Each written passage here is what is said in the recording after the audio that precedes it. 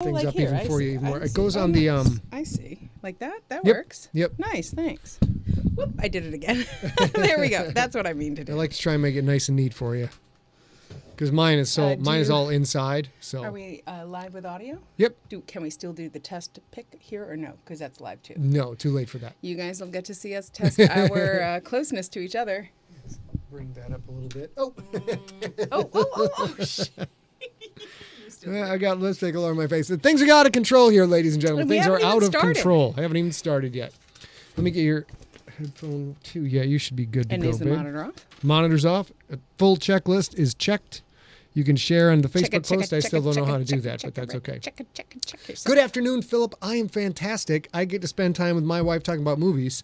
Hard to imagine a better time. So, I mean, the way that it would be better is if movie maven Rob Otto was here, but he is busy today. That would be, and yeah, he he's gets doing to have a family time. He does. Bunch of family bull crap. I know. Like family matters at all. Yeah. Richard Bennett, hello. Richard, there's a lot of Richards in the house today. Richard Woodworth, hello, everybody. A lot of Richards, yeah. Justin, David nice Lamb, to see you. Huge movie fan, that David Lamb. Huge movie fan. Yeah, he's a big part of our live streaming. It's nice. All right. Nice. All right. We are ready to go live, all right, I baby. promise I'm done touching my microphone. 3, 2, 1. Hello, everyone. Welcome to episode number 74 of StorySmack, where we're going to talk about yet another one of my favorite movies, Any Given Sunday, just in time. Hey, Nelson. Nice to see you. For the kickoff of the NFL season, which begins September, now I forget, 8th or 9th? 9th. This year, 9th. Regular season kicks off the 9th. We did watch some football yesterday. We did. We watched Atlanta. We watched a teeny bit of the Lions game. Teeny bit of the Lions game. And I think we watched even one more, a little tiny bit of the Dallas game. So we were both very tired from a long day of work.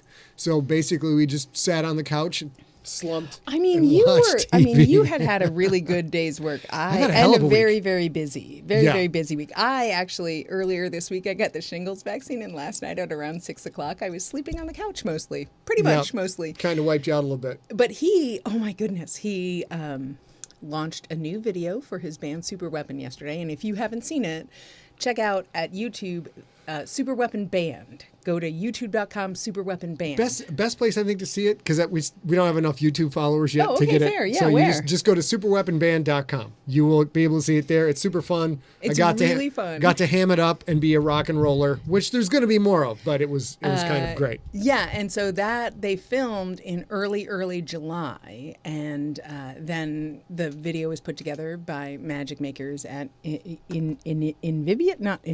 What is it called? Invisium. It's a San Diego company. And super great and really, really fun. And it's really gorgeous. I was not at the shoot, but I've watched it 95 times because it looks like it looks like it's this giant show. And I don't think you had any audience. No, it's just because they filmed it during just all COVID, on the stage. So it filmed was at Rock and Roll San Diego. Yeah. Thank you, Richard Ben. Appreciate that. Yes, David Lamb. Yeah, it was really fun. Lion showed a little promise, but you think we should dive in, babe? Yeah, why not? Let's dive in. Let's see if I can remember to record this time. Lead you guys into that, but I was just so proud. Everybody loves to hear you talk. What are you talking about? Ready? Mm-hmm. 3, 2, 1. This is episode 74 of StorySmack. StorySmack is a podcast about stories and storytellers in the world of pop culture. My name is A.B. Sigler. I'm an audiobook narrator and a founding partner at Empty Set Entertainment. And my name is Scott Sigler, #1 New York Times bestselling novelist, and either we heal now, here together as a team, or we die as individuals. I love it so much. And you guys normally know this is the moment where I introduce the heart of Empty Set and our StorySmack and our Empty Set movie maven, Rob Otto. Rob Otto has a family obligation today. He cannot join us. He did send us lots of info about the script because he's the one who makes StorySmack sing. So we're super grateful for that. And we're going to raise a glass. Scott, I'm drinking Fresca, but Scott is drinking a shark bite. You have to turn it so that, it is probably all down at the bottom. You see this? This is a little bit of grenadine. Make sure I don't spill on your computer. It's red on the bottom if you guys can't tell that. So you make the shark. I got a left shark and I got a thresher shark. You got an orange shark and a left and a right shark. You got 3 sharks in the bowl. Yeah. But a shark bite is a rum drink. It's very much like a hurricane. But you drizzle grenadine on the ice and then you stick fake sharks in there, so it looks like sharks have bitten something in the water. So because, of course, Any Given Sunday's team is the Miami Sharks, I made him a shark bite. It's very good. So we're raising that glass to you, Robbie. Hello, we Shane. miss you. And that's actually my, when I'm a bartender at rap events. Oh, what? D Rizzle. That's my bartender name. D Rizzle. Okay. Put a little drizzle on that business. Wow. I'm going to say he hasn't actually started that job yet, but I'll be excited.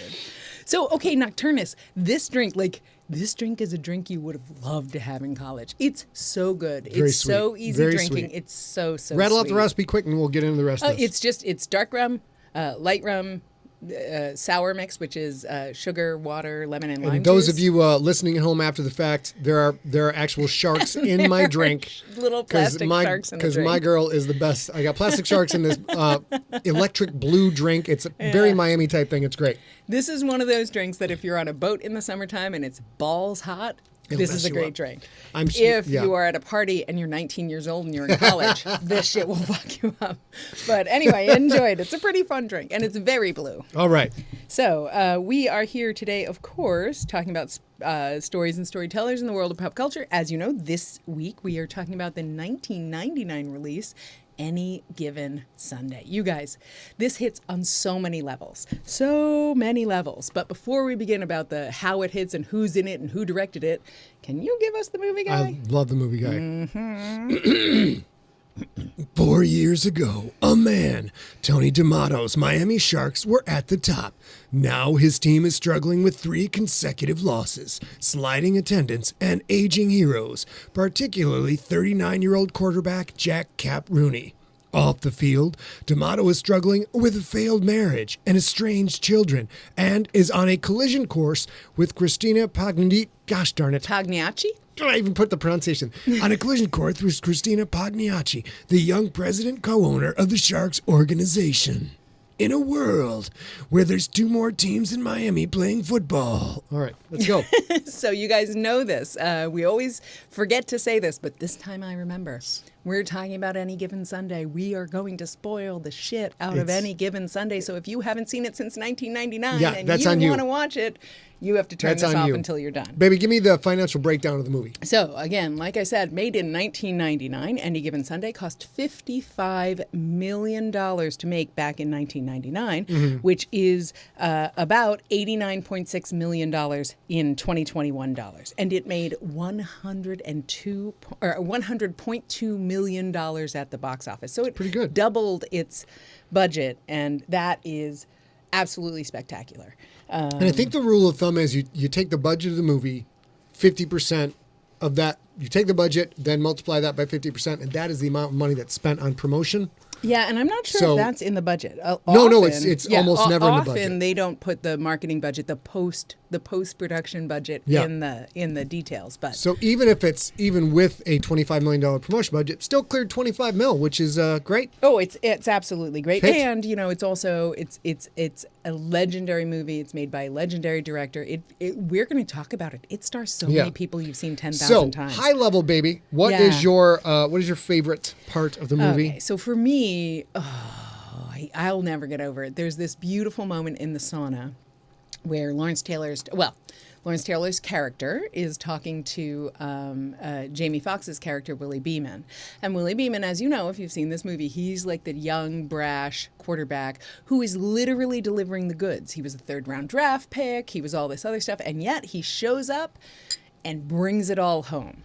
And LT, there's a moment where LT's character, who's literally knows this is his last season, knows he just needs to do these 3 things to make his bonuses and stuff like that. That's all he wants to do. He wants to rush a handful of yards. He wants to make a tackle.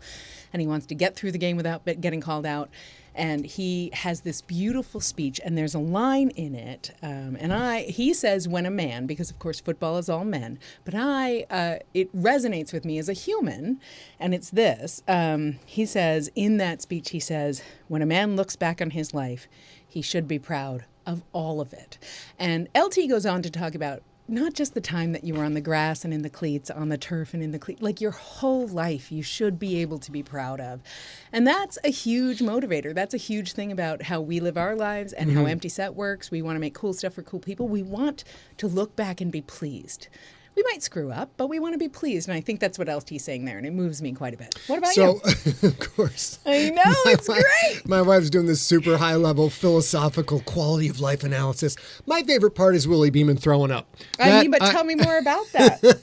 Well, I frequently when I would wrestle in high school and get super worked up, I would have to pee before matches, but I had sort of forgotten about that. Like I wrestled 126. Yeah. So the 119 pounders would be out, and I'm like, I could be on the mat in 10 seconds, be on the mat in 2 minutes. I would have to run to the bathroom and pee because I was just so amped up and so nervous. But when I was writing The Rookie, book 1 of the GFL series, Krakens, what's up? I kind of forgot about that until I watched Any Given Sunday and watched Willie Beeman getting so nervous he would throw up before he really could get into the game. Right, before he could let himself go and kind of do the work. Those two things were the combined inspiration for Quentin Barnes. It's Quentin has to pee before games, which we talk about a lot in the books. A lot. But also when he's trying to get to the games. Yeah, he's motion sickness. It's a beautiful, beautiful way to add that in, both things, because they both mattered to you. The Willie Beeman part of throwing up, I thought, nobody in space in sci-fi ever seemed to cover motion sickness. Like there's a lot of people in general. You fly, you get motion sick. My ex was motion sick from traveling. My wife and I was motion sick from traveling. All the time. It was constant. And you think about flying spaceships and going into warp space and punch drive.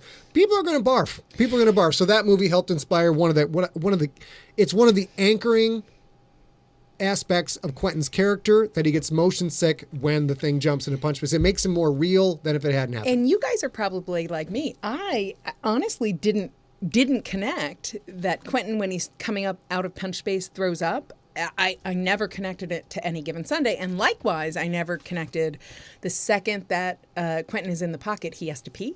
Or the Quentin, not in the pocket, when he gets in the zone, when he gets in he has to pee.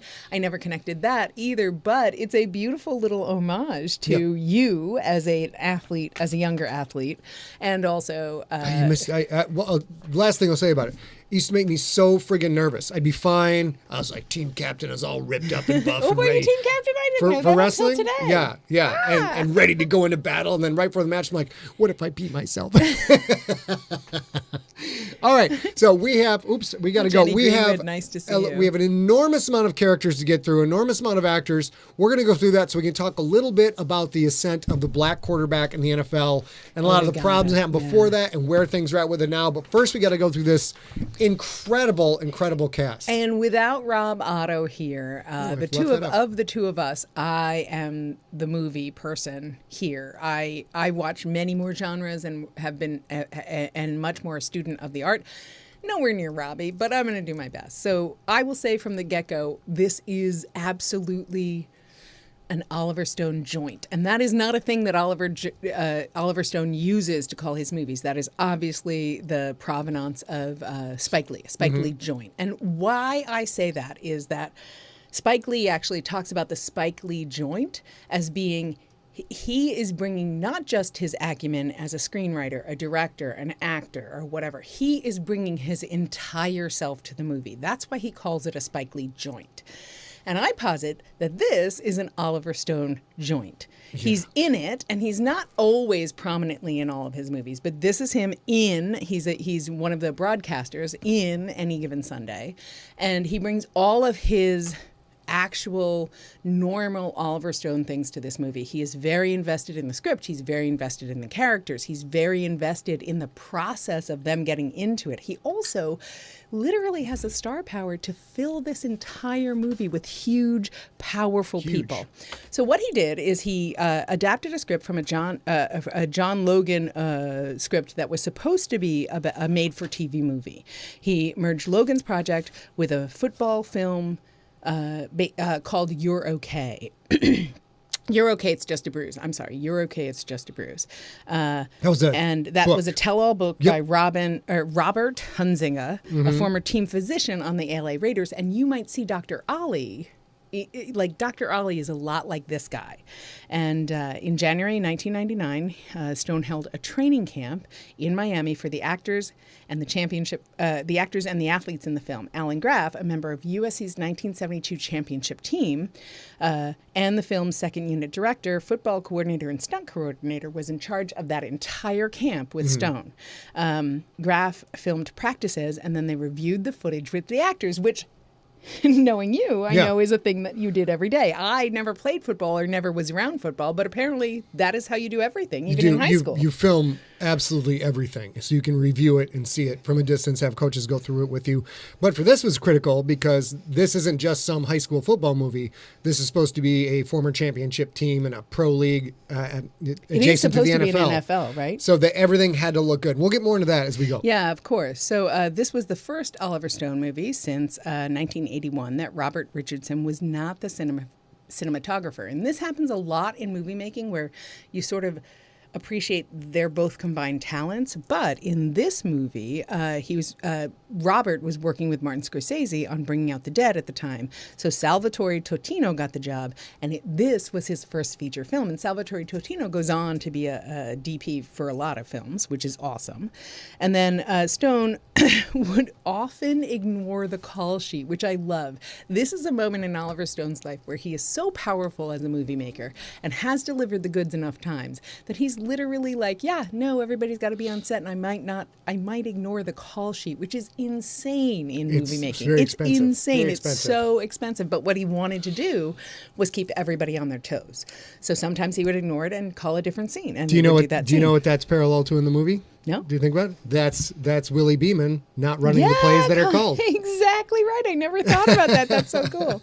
And the only other thing I'll say about Oliver Stone, other than if you're an American, if you're not an American, but you appreciate American cinema, watch Oliver Stone movies. But this one is super special because also he had so many opinions, and he really wanted, at the beginning of this thought, he wanted Charles Bronson to be Tony D'Amato, which I can't even imagine how that would work, but I know it would be awesome. It would have been very, very different. So let's now talk about the star of this movie, in my opinion. There's so many stars, but the star is Jamie Foxx, who just crushed this role. The two people that stood out the most in this movie to me were Jamie Foxx and Lauren Holly, with a very, very small part, but oh my God, she brought the heat. Absolutely. But Jamie Foxx, he has won an Oscar for 2005's movie Ray. Which is after best act. Well after this. But at the time he's cast as Willie Beeman, he's producing and starring in the Jamie Foxx Show on the WB. He was 33 when they shot this movie. He does not look 33. He looks very much the 27, 26-year-old that Willie Beeman was supposed to be. And Willie Beeman, he said third-round draft pick early. He's a seventh-round pick. And we're going to talk a little bit more about what happens to, what in the past, what happened to black quarterbacks from smaller D1 schools who would tear it up on the field. And then when they make it the NFL, they would be tried to be forced into a different position because they're extremely fast and extremely athletic and supposedly didn't have the mental acumen to run a football team, which we now know is a bunch of crap. But it was a big problem back then. So, yes. The thing you just said about Jamie Foxx is so amazing to me. He was running an entire TV show. Mm-hmm. He was the executive producer, literally in the name, he's brilliant. The star, and an AD. He wasn't the whole director because he had a showrunner. Mm-hmm. But he was doing that live for 5 seasons. It was in the middle of that 5 seasons when he did this movie. What an amazing actor. And the whole time he's recording music. He's put out 4 albums. He's won a Grammy for his work. He's had 4 albums chart in the top 10 of the U.S. Billboard 200. This is a multi-talented guy. Yeah. And on top of all of that stuff, the acting, the producing, the music recording, he is clearly a talented athlete. You watch him on the field. Oh, for sure. He sells everything. Of course, if Oliver Stone is shooting it, even I would look like a pro caliber player. Oh, but shit, Jamie even Foxx, I would look good. He'd be a solid lineman. Yeah, I would. But Jamie was amazing, and loved his performance in this. Really, I felt really captured a lot of frustration. So this is the moment he won an Oscar for Ray. Yeah, for Ray. For his performance of Ray Charles. But his performance really captured the frustration a lot of young athletes have when they jump to the pros and are forced to do something out of their skill set, something they have not trained for their whole life. We've talked about this a ton. We've seen this happen, like literally watching watching football games. We saw it when we went to Arizona and we watched young players kind of walk out on the field and for the first time be in an NFL thing. And you talked about it the whole time, like, oh, that poor young man. Yeah, it's very difficult, very difficult. Ooh. But a great story from the film. LL Cool J reportedly actually punched Jamie Foxx in the face for one scene. Foxx reportedly filed assault charges. Nothing came of it, and the two are friends today. The best part is Stone got pissed that the crew stopped shooting to break up the fight. Yeah, that sounds totally Oliver like Stone Oliver is such a savage. He would have rather had missing the art. He would have rather had two Grammy Award-winning A-list actors beating the crap out of each other in the set so he could capture a few extra seconds of film. Yeah. And I gotta mention that's a lot, man. That's a lot. I have to mention it. Jamie Foxx is one award away from the EGOT, and if you don't know that, that's an Emmy, an Oscar, a Grammy, and a Tony. Yep. And he doesn't have a Tony because, of course, this is not his world. But here's the thing. I think he could get there. We're going to talk about another EGOT later. Here we go. And now moving on to another guy who kind of subtly stole the show. I thought Randy Quaid's performance, or Dennis Quaid. Dennis Quaid. Very different people. Very different people. Dennis Quaid's performance was great. Yeah, absolutely. And Dennis Quaid goes into this entire movie knowing he's the also-ran, knowing he's the old guy, knowing, and still making that powerful and human and important. And this is a perfect scene. This is actually... He's literally saying, please don't make me do this, coach. Please don't make me do this. I can't. I might die. I can't. But he's not saying those words because those words would put his coach in an impossible position. He actually does. He does say. Like that's no, that's not that scene. That's when he's at home. That scene is so tragic. The first one, we'll go back to it. It's terrible. Because he's telling his coach, this is a guy who's won a Super Bowl, and he's telling his coach, I heard all the time, and sometimes I just shake. And that line just kills me because in my limited athletic career, I've given up on combat sports, boxing and MMA because I've had two pretty significant injuries. Yeah. And I don't want to feel that pain anymore. And what's crazy about that is I have never played a contact sport in my life because I have congenitally bad kidneys. And I feel that because a couple of years ago, I woke up with a frozen shoulder, which is an actual thing. You should Google it. But crazy. All of a sudden, I can't do my normal things, which is not running the 40-yard dash in a certain amount of seconds or completing enough. It's literally nothing sports-like. It's making dinner, like so many things. So to think at 39 years old, this character, Cap, is 39 years old, and he's literally saying, I'll do anything for my team, including die, but I don't want to die. And Tony Amato kind of ignores him. Tony Amato needs him. It's terrible. This Tony is Amato beautiful. needs him. This is actually this discussion where he's saying, like, I'll do anything. I shake all the time, but I'll be there for the team. Look how ripped up Quaid got for this.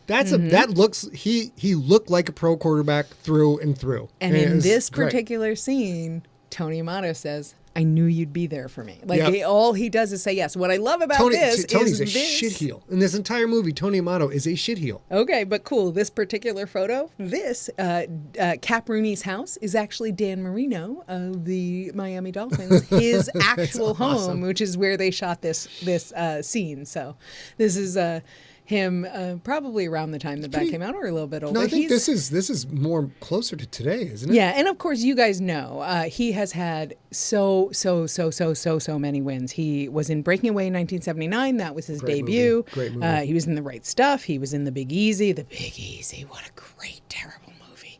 I mean, it's a pretty good movie, but it's got a lot of flaws, but it's beautiful. Inner Space, which was super fun. Great Balls of Fire, which he should have been nominated for. So great. And Dragonheart, of course, in 1996. He has been called more than once one of the best actors never to have received an Academy Award nomination. And I couldn't endorse that more. He should have gotten nominated for Great Balls of Fire. He just was so perfect in this role for Any Given Sunday. Yeah. Just a sweethearted guy who happens to be really talented, great leader, leads by example, plays through pain, does anything his team wants, and he just doesn't want to do it anymore, and he does it anyways. And he never shits on his teammates. Never. No, never. Even though he could. Like, that would get people to listen to him if he was like, yeah, I'm not going to do it because Willie's just going to ruin it. Yeah. He might have gotten heard, but it wouldn't have done the thing. Jen Sherwood in the house, coming in to say hello. Hey, right in time Jen to talk Sherwood, about nice to see you. the villain of the movie. Now, many people think this is the lead protagonist. I disagree. This guy has no morals whatsoever. And he has an Iago, which we'll talk about in a minute. Okay. Okay, that's right. He does. He does. Okay. So we're going to talk, of course, Al Pacino. He has been acting since 60s, career spanning 5 decades. He's received more awards than we can count. Academy Award, 2 Tonys, a Primetime Emmy. He's one of the few performers to receive the Triple Crown of Acting. He's also Triple Crown of Acting. He's also been honored with the AFI Lifetime Achievement Award, the Cecil B. DeMille Award, and the National Medal of Friggin' Arts. Pretty good. Al Pacino was at Denver Broncos training camp in 1998, observing head coach Mike Shanahan, Super Bowl winning coach with the Broncos. So we got to watch how a lot of this stuff is done. But if you guys have watched this movie recently, or if you ever go back and watch it, it is Oliver Stone does some master work in portraying this guy as the sympathetic protagonist, and he just uses everyone. He goes back on his word left and right, and including himself. Including himself, his family, his friends. He screws over Quaid. He's going to screw over Jamie Foxx at some point. And it's a really great performance. There are 2 things that I am so impressed with. I mean, obviously, if you're not impressed with Pacino, you are fronting. You are fronting in a troll. There's something you can find. In a troll! You can find something in Pacino's career that you love. I swear that's true. And if you don't like anything about him, you are fronting. That said, there's 2 things in this movie which I find so powerful. One is he is one of the only point of view characters where Oliver Stone gets like this in this particular photo, you see here. This one? No, the one that we were just, that. Often in movies, Pacino started as a stage actor. Several actors in this movie did. But he started as a stage actor, and this is a thing that happens very often in camera work that doesn't happen in stage acting, where he is right up close to him. And what Pacino's doing is acting literally with his face. It's a very uncommon thing. Stone doesn't do it with a lot of players or a lot of actors in this movie, but he does it with Pacino because it works. And the other thing about this is D'Amato literally sells out himself. He doesn't know what he wants. All he wants is the win. All he wants is to be relevant once he's dead. And he does that without even knowing it in this movie. He doesn't care. He sells out his friend Cap. He sells out his newest, strongest player. Like, he sells out himself. It's so amazing. And you watch that whole time, and it's so interesting because I watched that. We have, This Is a Game of Minutes speech, which we'll talk about in a minute, and was totally moved after I watched him totally sell everybody out, including himself, for 2 hours. And now we move on to, let's go to here. Sorry, guys. Go to here. That's him winning. Pictures. Yeah, that is him winning his Oscar for Scent of a Woman, which I needed to include because it's so powerful. Go into this place.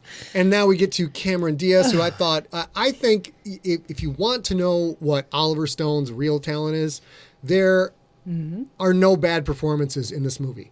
Everybody's good. Everybody is.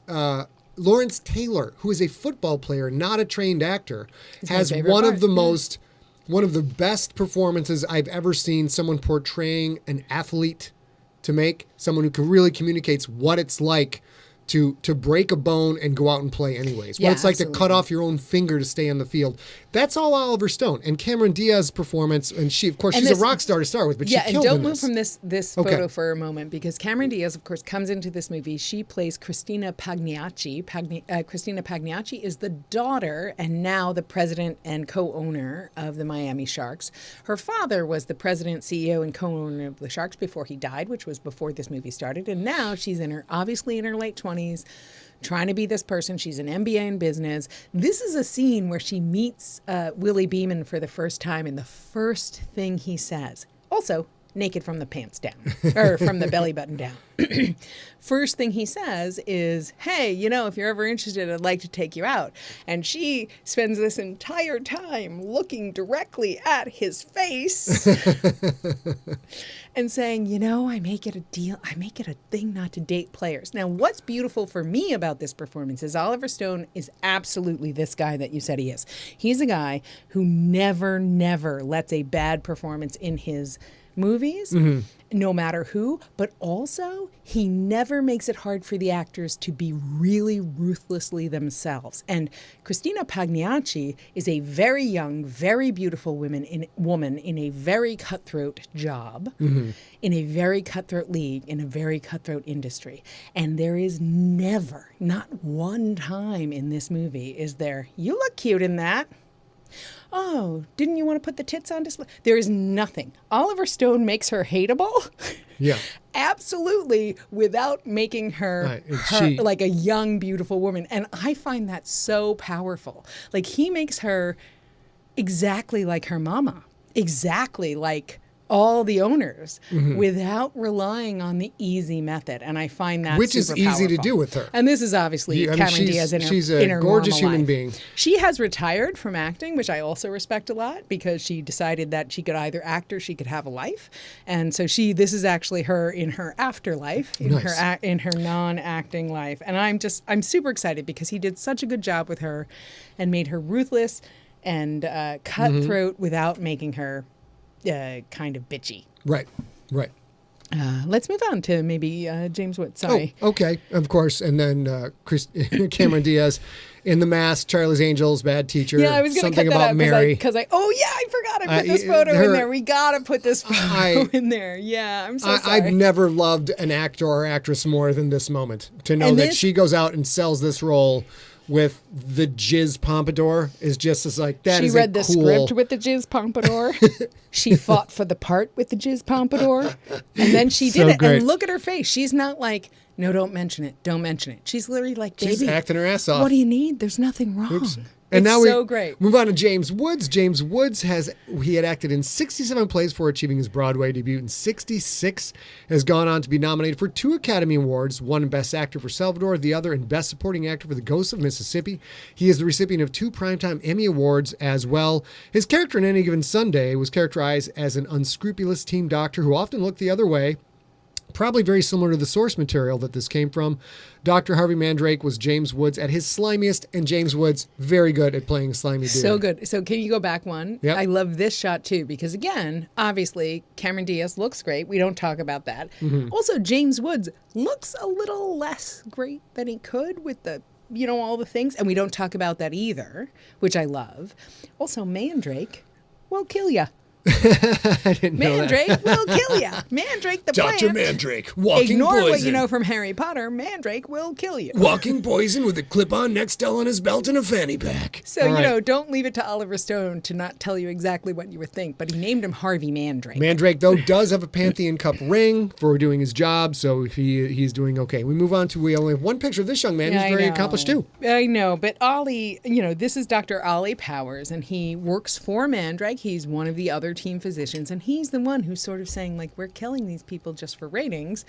He doesn't say it exactly that way, but he does reveal to Al Pacino that one of his players was cleared to play erroneously. And Al Pacino has a moment where he can be completely righteous because that information was kept from him, and he does that thing. He's like, get off my field! You're all out of order. He doesn't actually say that. All out of order. And he kicks Harvey Mandrake off the team or off the crew. And it's a beautiful moment because it's so stinking hypocritical of Tony D'Amato to do that. He knows that Mandrake has been making it okay for them to play with Christina Pagliacci's agreement. And that one moment where he gets to look at Matthew Modine and be righteous, he does it because that works for his players. Yeah. You know what I mean? It kind of works for his players and it works for the media and all that stuff. So it's sort of interesting. Matthew Modine, as you guys know, has been in 1 million things. We've reviewed Vision Quest, which if you haven't seen with Loudon in it, you should see. Loudon swing. Yeah, there's so many hold things. Your mud, Loudon. Yeah, he is. So, Ollie Powers, obviously, this is the only photo we have of him from the movie. He is a physician with a heart of gold who is caught between his oath to do no harm and the player's definition of harm. And we see that with a conversation with LT, where LT is like, dude, harm for me is not being able to provide for my family. I have $126,000 I can get if I just... Oh, it's $1 million. Is it 1.6 million? If he meets his bonus, he gets $1 million. Okay, so yeah, which is literally one more tackle. And you see this moment where Ollie Powers, Matthew Modine playing Ollie Powers, actually sees that harm that's hard to assess. Two phases of this really capture a lot of things that go on in the NFL. The people willing to sacrifice themselves and people happily looking the other way if they can have their top player. And then you watch the gradual corruption hinted at of Ali's character, who starts out being the heart of gold guy and then gradually is like, well, if I just fudge this guy can play. And it's a gray area. Do you let the guy play so he can make $1 million for his family, or do you not let him play so he doesn't die on the field? And you make a terrific point, because it's a corruption. It absolutely is a corruption, but it's a very graceful one. He's like, I mean, he doesn't care if he dies if his family is taken care of. But my job is to do no harm. Yeah. And so those two things don't match up. And if I let LT out there, he might die. And in fact, he doesn't fare well. But it's an interesting thing, because I think we all face a moment like that in our professional careers or whatever, when we realize that the thing we thought existed doesn't exactly exist. And he does that really well. So I wanted to recognize that. Now moving on to some of the super cool elements of this movie is getting actual players and legends. We're not going to talk about Mike Ditka, but he's in it. There's a lot of other NFL guys who are in it.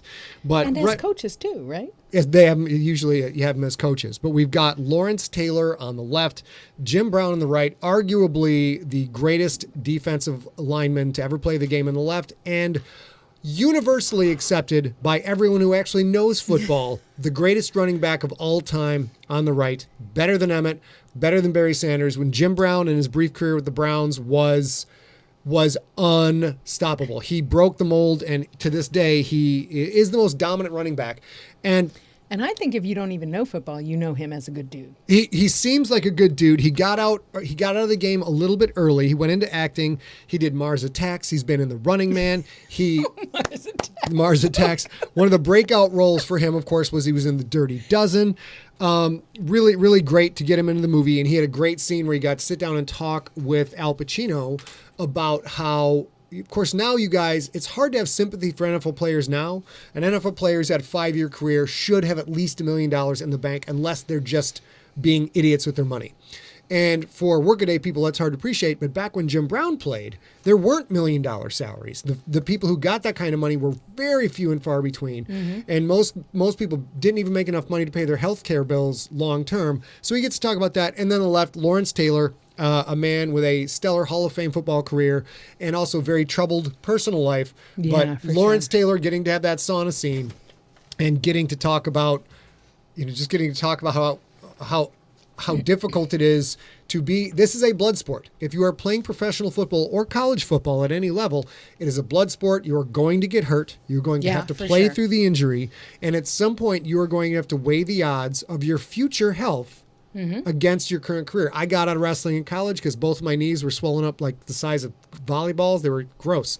And I was like, this is going to impact me when I'm older. And I got out when I was a sophomore. Even since I've known you, you've attempted to get back into BJJ or boxing or whatever and made that same assessment. Yeah. Like, okay, I have other things I want to do with these knees or elbows or wrists or whatever, and had to make that hard decision. I consider if I wake up in the morning and nothing hurts, I'm delighted. This is going to be a great day, because almost every day you wake up and something hurts. And that's a lot of us just getting old. Everybody gets old, things hurt. Sure. But these guys, anybody who's played at least 3 years in the NFL, their life is constant pain to a large degree. It's kind of nuts. Yeah. Nocturnus said he loved Quaid and Pandorum, which was underappreciated as a film. And absolutely, I think that could have been such a better movie. It could have been such a better movie. I do think it was underappreciated as a film for what it was. I think if it had had the right budget and the right crew, it would, or director, DP, all that, it would have met the script how it should have met the script. Could have been good. That's what I think. Related to the players, the NFL refused to help with the movie, discouraged players from trying to be in it. They even filed a lawsuit which helped delay production by 8 months. And almost every non-actor on the field has been paid to play football at one time or another in the NFL, Arena League, USFL, or Canadian football. And I think that added to the legitimacy of the movie quite a bit. Here's the thing I'll say that is unrelated but still true. We got to watch the San Diego Fleet as long as they existed in 2018 and 2019 in San Diego, and they were an AFL team. And now the AFL is sort of not a thing. AAFL. AAFL, sorry. And it's interesting to watch the difference on the field between college football AAFL and NFL, and to sort of see that every player on that field was literally showed up to play. Because in all the differences aside, the fundamentals are all still the same. So they showed up from the CFL, they showed up from the XFL, they showed up from the NFL, and they were ready to work. And that means getting hurt and getting hit. Yep. Pretty much every time. And they were like, yes, please, let's do this. And I love that. I love that dedication. Terrell Owens was also in it. We saw him catch 2 touchdown passes, although he wasn't a face. He didn't have any actual dialogue. But let's go over it now. Oops, I got to come back here and do this. The amount of star power in this, we have to rush through this. We have to rush through this pretty quick. Yeah. We got Anne Margaret, 2 Academy Awards. Oh, go ahead, babe. This is Anne Margaret, of course, 2 Academy Awards, made a bunch of movies with Elvis, is absolutely a rock star of acting, and she literally plays a minor character. There's another. Well, this is Lauren Holly. That's Lauren Holly. We don't have a lot on. Well, she is actually a small actor too, but at this point, she has earned out from TV. She has earned out from movies. She is a rock star in 1999. She is at the top of her game, doing great work. You just hated her, and she chooses the role where you hate her. Her scene where she slaps Dennis Quaid in the face. It's terrible, and I almost can't watch it. It's just like you watch Dennis Quaid, both of these two at the top of their game. You watch her completely dominate that scene, and you watch Super Bowl winning MVP Dennis Quaid crumble. It's fantastic work. Yes. Did she do that for him or for her? The character, not the actor. The character, she did everything for herself. She was doing that for. You think so? She was telling herself it was for him, but she has a guy who has. You look at their house, you look at their money. He rattles it off. He's like, "I provided for our kids. College is paid for. Our home is paid for. We're set for retirement." And she. It's not about the money. She can't give up the lifestyle. She can't give up the status. I agree. What's interesting is, spoiler alert, this is how this ends up. He survives that game and does fine with no lasting effects. Mm-hmm. So I agree with you 100%. She's doing that from a selfish place. Very, very selfish. But she thinks she's doing it for him. Right. And at the end of the day, she did it for him because he retires on top. He literally retires winning that game. He's not going to play in the playoffs or in the finals. Sorry. Mm-hmm. He goes out on top. He goes out like a warrior. Yeah, he does. But I think she did it for her. To me, she did. We also have in this movie, we have Aaron Eckhart, who was very much on the up when this came out. Yeah, absolutely, and has gone on to be bigger things and Two-Face and everything else. And yes, Two-Face, I forgot about that. Thank you for smoking. He's done great work. Exactly, he's done great work, but at this point, he's just breaking out of indies. Yep. And absolutely, Oliver Stone is like, oh yes, you I would like. Please be a minor character in my show. And he ends up with the head coaching job of the Miami Sharks at the end of this movie, and it's a total non-moment. Yeah, he got his thunder stolen, which Al Pacino's character knew it was coming. Everybody saw it was coming. Which is how this movie goes, right? Look up Dallas Cowboys coaching history. Exactly right. Like there's this moment in, I don't think it's just for football. It's in every single industry, which is, oh, you won, but it's not going to feel good. So you can either win or you can feel good and get fired by saying, you don't deserve this. The star power continues, of course. Whoops. I have to figure out how to fix this. Oh, I didn't see you had it. Sorry. And then we've got Charlton Heston for crying out loud. My goodness. Playing a tiny, tiny part, but Heston won 1 Oscar, was nominated for many awards. So in just the bit characters alone, there's 3 Oscar wins, 7 Oscar nominations, and just the 4 people we've gone over right there. It's absolutely incredible. And then there's so much to cover. We got to get into this group. LL Cool J, Bill Bellamy, John C. McGinley, three great people. LL Cool J's first acting part was in what? Did you know this? Wildcats. His first role was in a football movie with Goldie Hawn, also known as the Ted Lasso of 1986. Same movie. Also, one of Pacino's 2 Oscar nominations was in an Oliver Stone movie in 1986. There's a lot of stuff going on. And then we've got Bill Bellamy, love that who was Come on. Bill Bellamy has, out of all these people, in my opinion, the single biggest claim to fame of anyone in this movie. And that's saying something. Bill Bellamy, of course, number 1, successful stand-up comedian, very funny guy, happens to be a cousin of Shaquille O'Neal. Bill Bellamy is credited with lock, stock, and barrel, no argument. He invented the phrase booty call. Bill Bellamy invented the phrase booty call. He developed it in one of his stand-ups, and that now has become institutionalized as a part of the English language. Congratulations, Mr. Bellamy. I must apologize ahead of time and say, you said Bill Bellamy, the star of all of this, and I was like, oh, honey. And I was about to be like, oh, say your thing, and then you did that. And I can't argue. And then finally, one of my favorite actors. Oh, there's more LL Cool J. There's LL Cool J. Oh, look at him at the awesome. Kennedy Center honors. Yeah. What? LL Cool J has been nominated for 9 Grammys, won 2, has been a now successful TV star for 20 years. Just a beast of the industry. But ladies and gentlemen, oh, there's Bill Bellamy, and of course, the biggest asshole in the world. If you need, you know what I need? I need an absolute asshole that everybody wants to punch in the mouth. Get McGinley on the phone. McGinley can come in here and knock that out. He was incredible in this. Platoon, Office Space, Scrubs. Just he's made a career out of being a douche. It's incredible. Here's what I think. John C. McKinley said this. I'm going to have this red hair the whole time. And people only like red hair on women. Like, people only crave red hair on women. Red hair on dudes seems shitty. Have you met Ron Weasley? Look at that. Okay. Look at that goatee, though. Bright red goatee. But he does this his entire career. He does it in Scrubs. He does it his entire career. He's like, fuck it, you guys. I'm angular and redheaded, and I'm about to rock your world. And it's great. His part of Jack Rose is based on Jim Rome, who has made a lot of money being an obnoxious guy, who famously got smacked on a show by Rams quarterback Jim Everett. And I've seen that clip. If you haven't seen that clip, that dude deserved to be punched in the mouth. You're talking about Rose, right? Yeah, no, I'm talking about Rome and Rose both. Rome was trying to get a reaction out of Everett. No, he got one. All right, so now we go back. Now we got to talk about this real quick. Let's go. We're going to go back to Maine. We're going to talk. We got 15 minutes left. This is good. We have plenty of time. This movie came out in 1999. And while there had been very successful black quarterbacks in the league, this is pre the ascent of, that is a black quarterback playing at Clemson, playing at Alabama, playing at Michigan. Like, that could be a first round pick. Absolutely. Now it's a non-brainer. Back then, this was not the case. The contemporaries for Willie Beeman were Rodney Peete, running quarterback. Warren Moon started out as running quarterback, but got beat up, not so much. Cordell Stewart for the Steelers. Charlie Batch, who played for the Steelers and the Lions, the perfect example for Willie Beeman. Charlie Batch came in, was a backup quarterback, got a chance to start, and he could run like nobody's business. He was a smart runner, scramble for yards, always get a first down, always slide and not take contact.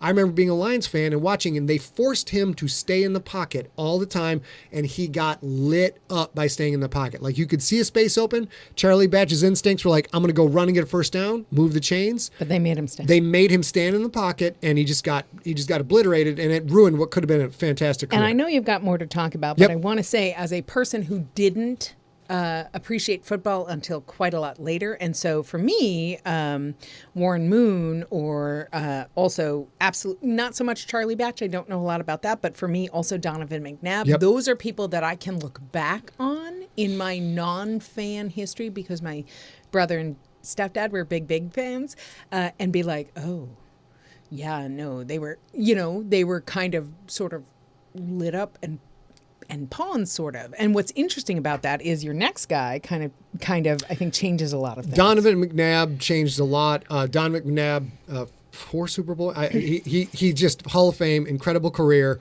but big, strong, fast, can run, can throw, brilliant on the field. Mm-hmm. He brought everything to the table. So the guys I'm mentioning now were guys who kind of broke the mold. There was resistance when they started Donovan McNabb, when they started Warren Moon, and those guys proved themselves on the field. And of course, we get to Dante Culpepper. That's the one. Who at 280 pounds looked like a tight end. That is the physical prototype which Quentin Barnes of the GFL series and the rookie is based on Dante Culpepper. Because when Dante Culpepper stepped on the field, he looked like a lineman. He looked like a large tight end. He did not look like a quarterback. And he had a brilliant 10-year career playing primarily for the Vikings. And a lot of people think of Willie Beeman. They think of Michael Vick. Mm-hmm. Willie Beeman predated Michael Vick in the pros by 1 year. And the reason I'm so fond of this movie is because Oliver Stone and Jamie Foxx tackle a lot of things, the unspoken stuff at the time. Willie Beeman comes in the league. and he's from Southern Methodist, I think, and not a top-ranked program at the time, very successful. But he comes in and they force him to switch to the one to play receiver, the one to play slot receiver, because he's fast, he's got great hands, and that's what they know. And the catchphrase, he's very athletic, which is one of the. It's not so much anymore, but back then that was one of the phrases that might be applied to. Well, he's a great athletic guy, but he's black. He can't run a football team. Which they only say he's athletic. They would say he's very athletic. And do you have any idea about this? And I know we've talked on this cast before about your pops and his experience playing football, but are there any moments where, he's very athletic is a thing said about black players, but not said about other players? That's a wag that's still in sports media to some extent. If you listen to some of the more outspoken black sports journalists, they will say that still pops up quite a bit. I don't see it as much anymore because now you've got a lot of white guys doing the same thing at quarterback, which is when there's a scramble, they are gone, they take off, and they're powerful runners.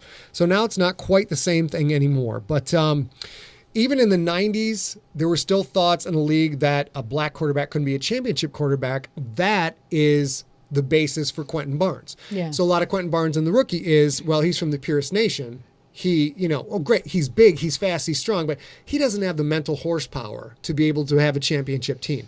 So when Quentin comes in the league, he's very much a parallel to some of the odds that the top-level black quarterbacks were up against in franchises just wouldn't give them a chance to go out and be a field general. It wasn't that human being. It was the general idea, the false idea of... The stereotype. Yeah, thank you. It was the stereotype. Yeah, the stereotype. Yeah. What's interesting about that is you see somebody like Cam Newton today...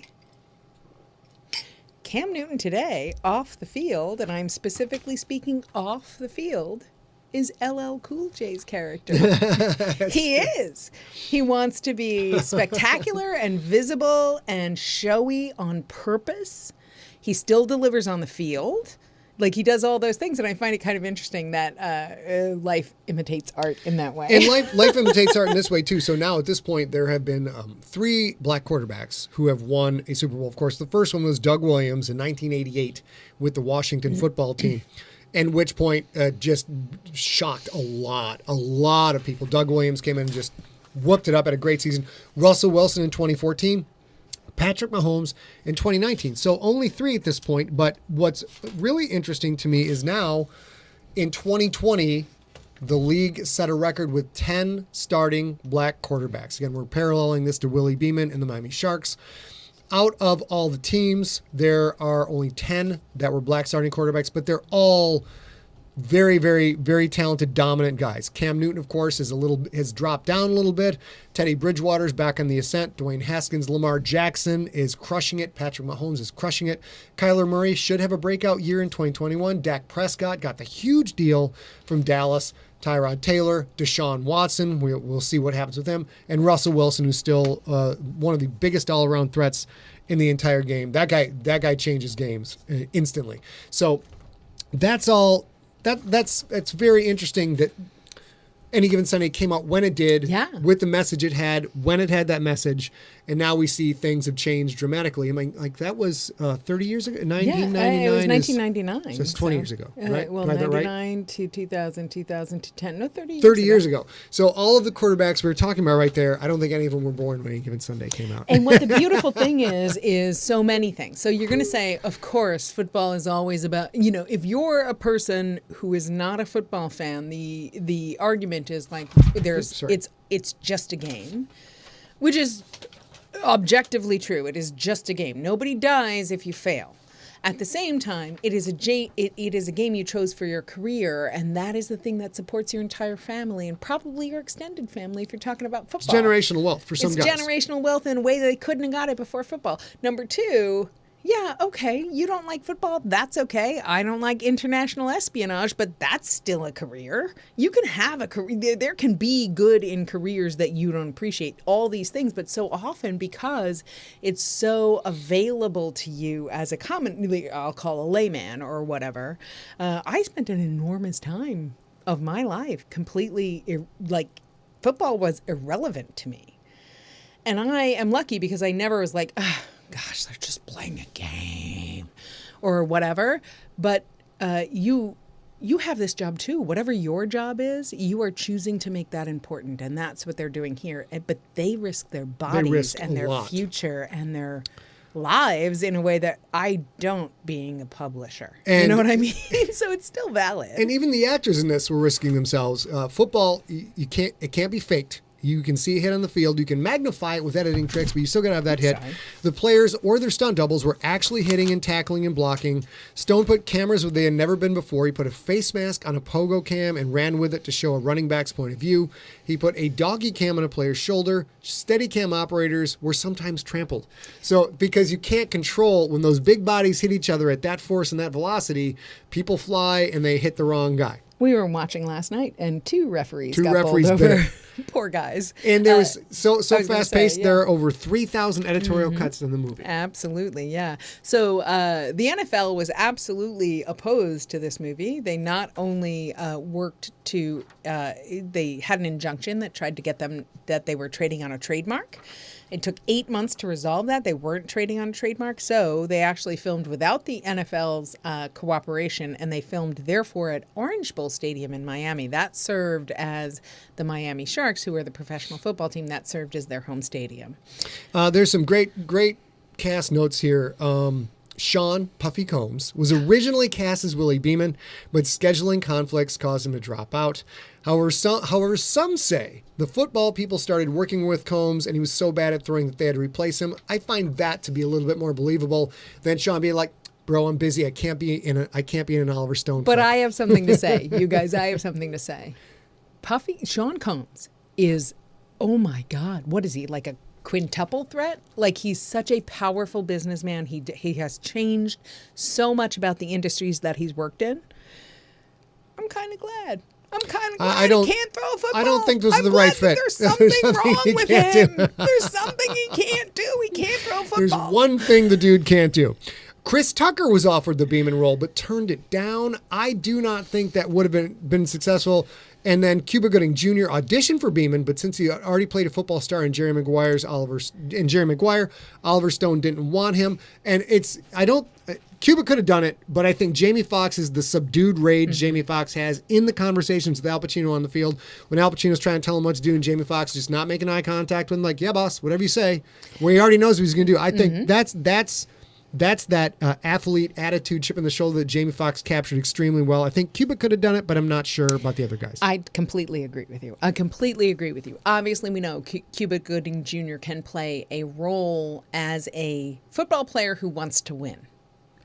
I'm not sure that I think I could have seen Cuba Gooding Jr. as Willie Beeman, having seen him already. And I know that's unfair, and I know that's on me, but I still think that's true. He probably could, but every role we see him in, he's more sweet and lovable, where Jamie Foxx just brought this subtle chip in the shoulder that was incredible. Yeah, they did also do this, changing actors. They did consider for a while having Tony Amato have a sequel where he's at the Albuquerque Aztecs. That never came to fruition. They're very, very. It's super expensive to shoot football movies. Something I wish I had thought of when I spent so much of my career writing The Rookie is then when there is movie interest that people take one look at and be like, oh, we can't afford this. That's a $300 million film. I'm like, gosh darn it. And the most important part of the movie, next to the fact that booty call was coined by one of the actors in this movie. Very important. The word fuck is said over 110 times. The movie averages one fuck at least once every couple of minutes. Absolutely. So you guys, you know that we're big fans of football here in this house. We're big fans of movies here at Empty Set. And Any Given Sunday is a terrific meeting of the minds for both of those things. So this actually is the end of StorySmack number 74. We talked obviously about Any Given Sunday. And next, wait a minute. We got news for you guys. So we always do StorySmack on the second Saturday of every month. The next second Saturday is September. And in September, I'm pretty sure we will be shipping The Gangster, Scott's GFL book 6, to you guys. So we are not going to do a September, which would have been September 11th. We're not going to do that one. So we will be back instead on October 9th. That's the second Saturday on October. Rob Otto will be back with us, and we will be talking about Ghostbusters, you guys, because there is a Ghostbusters sequel or trequel or something in the offing. Yeah, yeah. Apparently now Ghostbusters is Stranger Things. There's no escaping it. Yeah. It's one of those strange things. You're like, wow, the original movie was incredibly popular and one of the top 100 movies of all time, made a ton of money. So let's do a sequel and make it completely different. I'm not mad about it. He might be mad about it, but we're going to find out. We'll see how it goes. Yeah, it's going to be really fun. All right. So until then, you guys, again, we are not here on the second Saturday of September because we're going to be shipping Scott Sigler's The Gangster to you guys. So this is the end of episode 74 of StorySmack. You can find Scott and I online. Scott is at Scott Sigler on Twitter and on Instagram, and his Facebook page is facebook.com/Scott Sigler. I am at A Real Girl on Twitter and at a.real.girl on Instagram. You can find us online. It's facebook.com/StorySmack. Sometimes I update it, not all the time. We live stream StorySmack every second Saturday of the month at facebook.com/Scott Sigler, except for September. We'll be doing it in October. You can watch this. If you're listening to the podcast after the fact, you can see us at facebook.com/Scott Sigler, twitch.tv/Scott Sigler, and youtube.com/Scott Sigler. In addition to StorySmack, every Wednesday we do a live cast from 6 p.m. Pacific time to 7 p.m. Pacific time. That is called Sigler in Place, and you can watch it wherever you're watching this now if you're watching it live. If you're not watching it live, you can go to facebook.com/Scott Sigler, twitch.tv/Scott Sigler, or youtube.com/Scott Sigler. And we release an unabridged episode of a serialized novel every week. One of my novels, unabridged. You can get episodes for free every Sunday via iTunes, Spotify, iHeartRadio, and more. Just go to scottsigler.com/subscribe for the links. And you guys, the most important part here. Okay. So Scott has started a new show. It's called Monster of the Week. It's a half an hour. It's on Friday afternoons at 4 p.m. Pacific time on Twitch, on YouTube, on Facebook. I mentioned all those places before. It's 30 minutes long. He always has a guest. This next guest, I believe, next week is Dr. Phil Plait, the bad astronomer, and they talk about a monster. This week is the ants from Them, and it's so cool, and you should check it out on Twitch or YouTube or Facebook. Yes, and I lost where we were now. Boom. I've got that. And so we hope you subscribe. I'm the one who's supposed to talk there. So we do hope you subscribe so that you can get Scott's books and more StorySmack and more Monster of the Week and all sorts of goodness in the future. So until the next episode of StorySmack, we will talk to you all